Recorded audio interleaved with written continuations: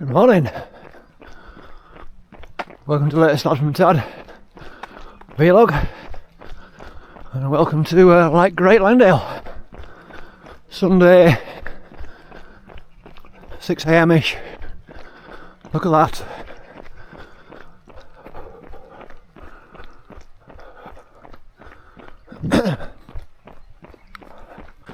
Today is the Langdale Gala. Fortunately it starts a bit too late, we have to get back. But I first ran this when it used to be down the valley. Crikey, I mean that'd be 1987, 6, 7. Hope it's a good day for him. Looking good so far.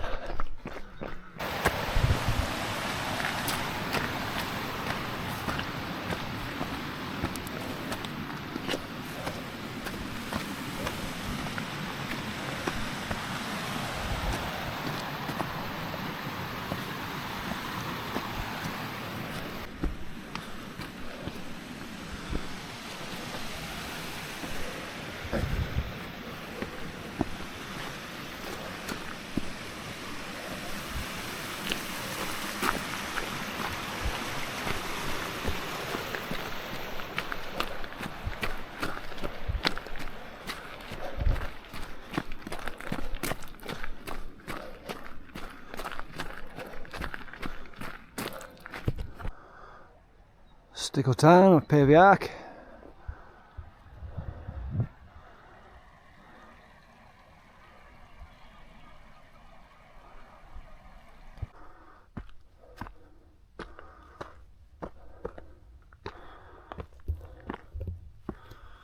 Boo. So this is just a training run. Last 3 videos have been races, Jura, Endale and Buttermere. So yeah, a bit more talking and a bit more walking today. Up in Langdale, which is a cracking neck of the woods. It's quite busy at times because it's very accessible and very beautiful. So yeah, race videos. Always in two minds about race videos because shouldn't you be racing type thing. So they have been a bit shambolic and shaky. I'm learning. So I think this is number 9 and already on my second camera. Luckily tick that little box, says would you like to have a warranty on this camera? Yes please, I would. So when I dropped my camera and it split the screen, I thought let's see how good its warranty is. And literally sent it to Holland. Free post, it came back 2 days later, brand new camera. Get in.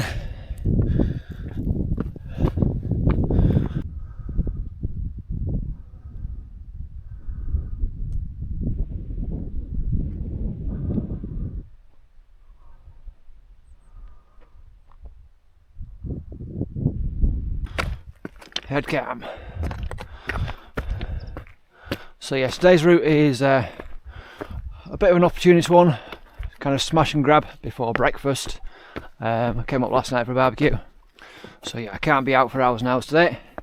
And next weekend is a big Wasdale race. This year Wasdale's a British Championship race, which means rather than maybe 75 or 100 people, it'll be about 300, so it's going to be a cavalry charge. But I'm looking forward to it. Quite a few niggles. Finally got my head screwed on like Wurzel Gummidge. I was going backwards in races. Went to Jura, which should have been a really good weekend, but just in completely the wrong frame of mind. Yeah, bit manic at work and just didn't get ready for it in time, so it's a bit last minute. Great race, but just didn't go well, and went to Langdale. Just thought, well, sod it, just go and enjoy it. I did. I thought, oh, this could be the key. You know, you're never going to win these races, lad. Just get round, enjoy it. And I did. Went to Buttermere, a bit too relaxed. Give me an hour and my pre-race routine is down to a T. Find a toilet, kit check, get my number, get warmed up and go. Give me 2 hours and I will just fill that gap with talking to people and chatting and chatting and chatting. Then realising it's 10 minutes to go and I'm not ready. Rush it and lo and behold, forget something, which I did, which was half my food. So ended up very hungry. But yeah, great race, enjoyed it. Had a few injury problems since then, just about keeping going. So we'll see. Won't be out for hours today. Just ease on into Wardsdale. But I mean, I can't ease on in too much more of my training because I'm not really doing that much anyway. So won't be filming next week. No, it's just going to be a bare bones, stripped down, all out race. Just coming to top of Paviac.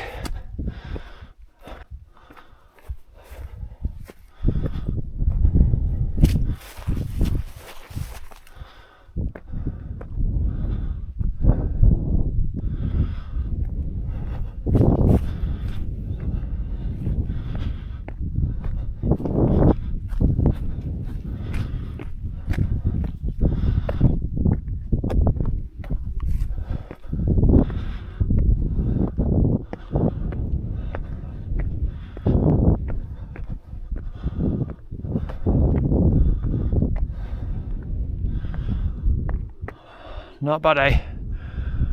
That's worth a 5 AM alarm.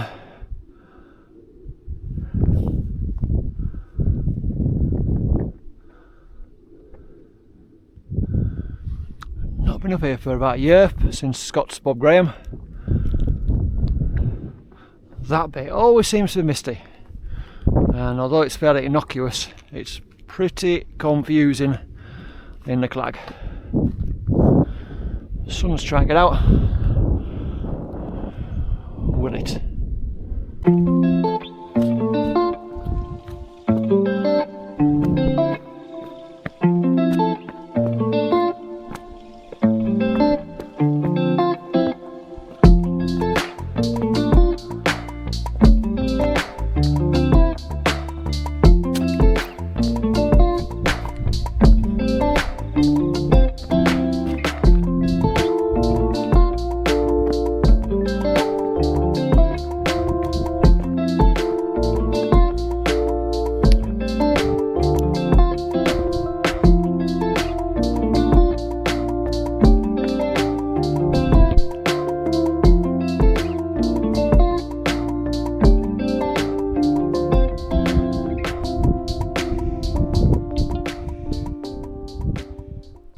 Now, if you look very carefully, you can just about see a tent down by Stickle Town, round about there. And if you can see it, you've got better eyesight than I have. But anyway, come back to that in a moment.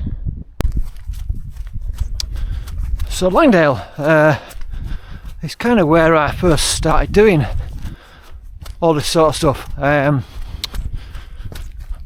Where I was brought up in Levens, South Lakes, Cumbria, now back to Westmond. Pretty much everyone in my school was pretty useless at football, so we went fishing, and none of us were much good at that, to be honest. We just went to the river and had a laugh. And the other thing was scouts, which is something you did. It wasn't serious, it was just great to get out and do stuff. Stuff you probably wouldn't get away with nowadays, jumping off bridges, night drops, some great camping trips. But I got into climbing, mountaineering, and I went to rappel running, and yeah, did my first ever trip here in Langdale. So although it's absolutely rammed most of the time, it's one of my favourite spots. But back then, I'm talking like early 80s, it wasn't that popular. It's mainly blokes with beards, ramblers. So people thought, you know, what are you doing that for? You know, why? They just couldn't see the appeal. And then you go camping and you get this, well, aren't you scared? Well, what of? Well, a crazy like axe murderer. Well, you know, if a crazy axe murderer is prepared to drag his axe into the hills just to kill me, well, go ahead. You're probably more likely to get run over by a bus, or nowadays an electric car. But yeah, anyway, I digress. I was going past Stickle Town back there, and the path, it's broad, it's flat, it's easy running. And people who go walking say, well, if you're running, you're missing out because you're not seeing the views, because you do have to keep your head down. And look where you're going, because if you don't, for a second, you'll be on your face. Just one sec. Sorry about that. Just had to change the battery. So, yeah, back to wild camping. So wild camping is a big thing nowadays. Wild camping. Wild camping is basically camping somewhere other than a campsite. So it depends how wild you want to go. You know, the idea is it's low impact, so you arrive to your camp late on, you camp, you get up when you're on your way just after dawn and leave absolutely no trace you've been there. That's the essence of it. I've seen people on the road near Hardknot Pass camped next to the road, parked in a passing place, which is 2 red flags. Pike or Stickle.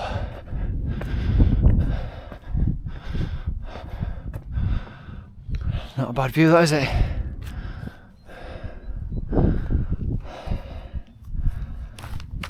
So, yeah, the thing is, there's no rules. So this couple were camped. They actually camped, they had a camper van as well. Massive tent. Probably got a 12-inch deep blow-up mattress. A cool box full of Sauvignon Blanc. And a ghetto blaster.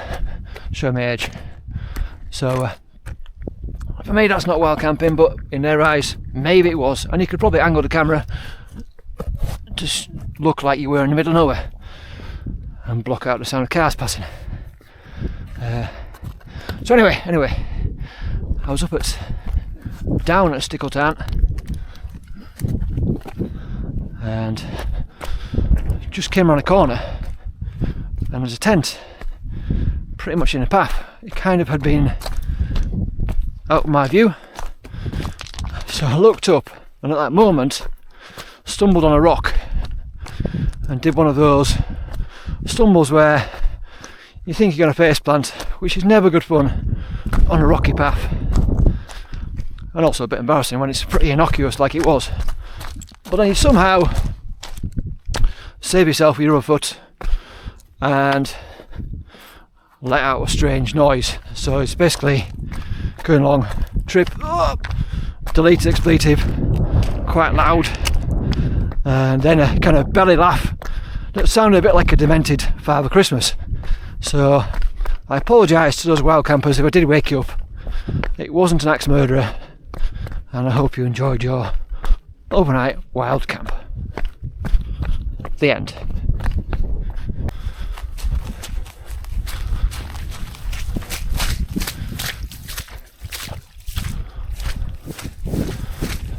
Right, the unavoidable bog.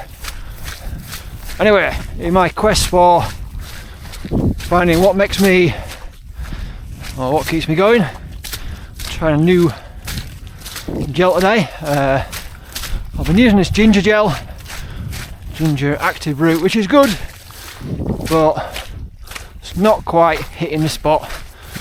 And I was told on good authority these are rocket fuel. So, bit of live testing. Top tears off easily enough.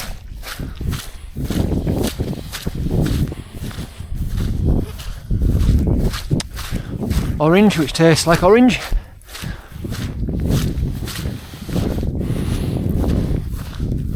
That's actually not bad, which is a good job because I bought a job lot of 30, so if I didn't like them, I'd be in bother. Well, let's see if it kicks in and helps me float over this stuff. That moment when you step in a bog thinking it'd be up to your ankles and it's actually up to your knees. Yeah, I wish I'd filmed that. That would have been £250 from Jeremy Beadle, I think. Ah!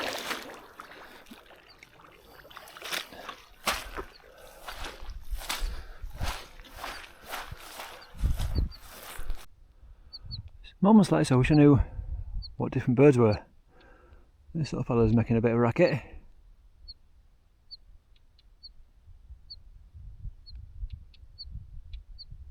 I have no idea. Puffin, blue tit, condor.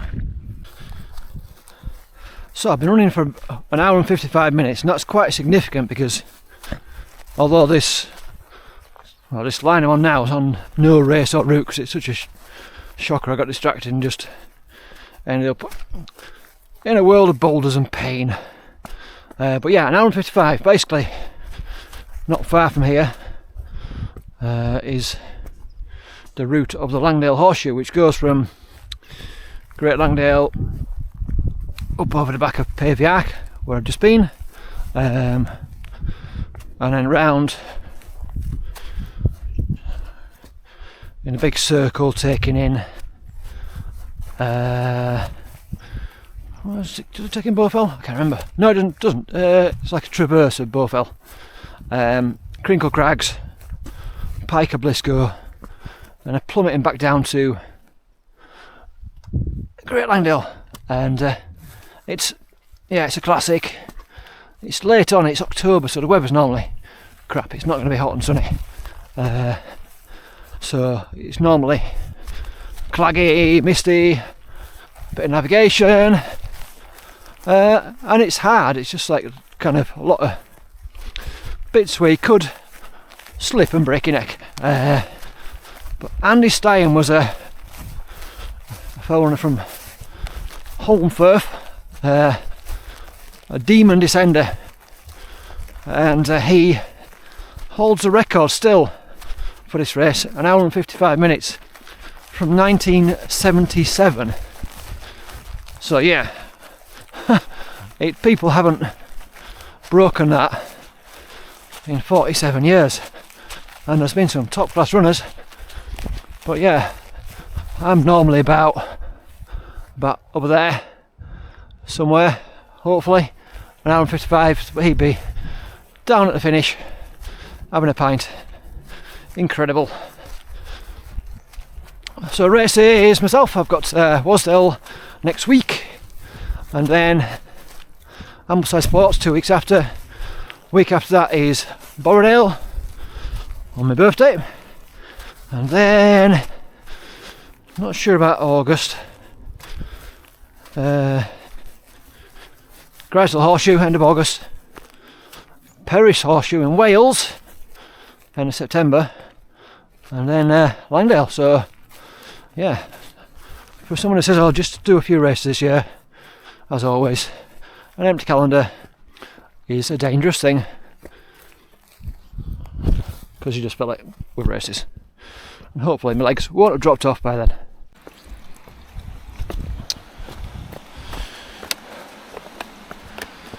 So, where are we? Rossett Gill. Yeah, I was going to go up over Rossett Pike, but just not really got time. Need to get back. So yeah, Rossett Pike was where on my Bob Graham I had a massive downer. It just got to a stage where my body, I used to work shifts and I'd done my 12-hour night shift. My body was saying, right, you've done your work, get to bed. So a beautiful dawn just didn't have the effect I was hoping for. So I had to give myself a bit of a talking to. And then thankfully, Glenn, who I was doing my Bob Graham with, gave me a bit of talking to as well. And picked up, started smiling, and the rest is history.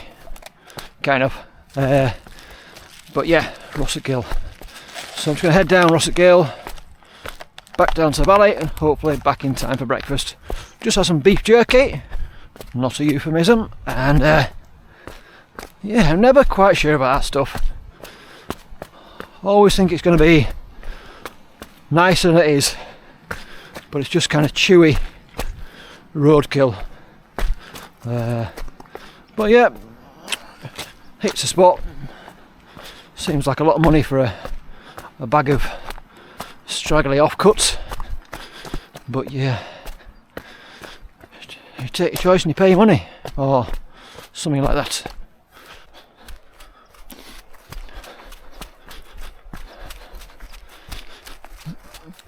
So yeah, I was going to go a bit further, but I've been dilly-dallying too much, so I'm just dropping down to the valley. Shoes. I'll be a complete running bore for a moment. Shoes. Fell runners and shoes. Well, my Walshes are like what people used to wear 20, 30 years ago. Do the job, no nonsense, no frills, not a lot of cushioning. You don't need cushioning, but when you kind of go a bit further, you kind of do a little bit. They're like slippers with studs. Brilliant. Love them. Fit my kayak shaped size 13s. But yeah, after the last two races, my legs have just been absolutely trashed. So I've been trying all sorts. Oh, hello. Good morning. Tried all there is out there, basically. 5 different types of shoes.